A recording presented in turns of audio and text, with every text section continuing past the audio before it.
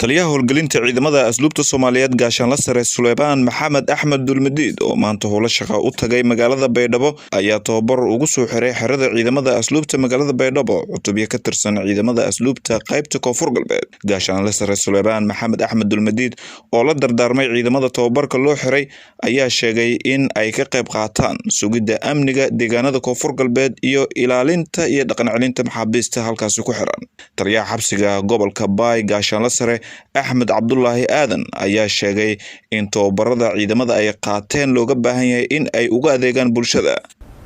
madaxda sharafta leh meeshanka dhawaayana ciidankii birmidka qaranka hay ciidanka asluubta Soomaaliyeed hay iyo inta in muddo tababaran ku socday tababarkiina geeka liiraw wana ka qeyb gali taliyaha howlgelinta ciidanka asluubta Soomaaliyeed marka meeshan lana qalbu furun niyad furun ka dhawaada ciidankana markii la dardaarmaan wali la baray in wadanka walan ku qabadaan. taliyaha ciidamada asluubta qaybta Koonfur Galbeed gaashaan la sare Axmed Cali ayaa ka warbixiyay kaalinta ciidamada asluubta ay ka qaataan sugidda amniga deegaanada Koonfur Galbeed.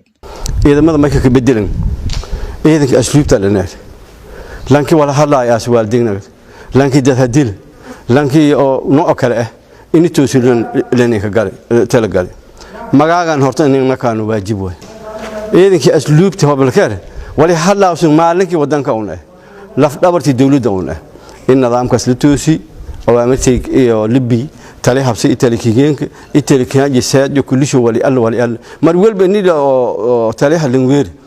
Suleymaan Kaali hooliyanta ay wala ka laabsan lugur qalad yaa walaad Axmed Umar warbaahinta qaranka.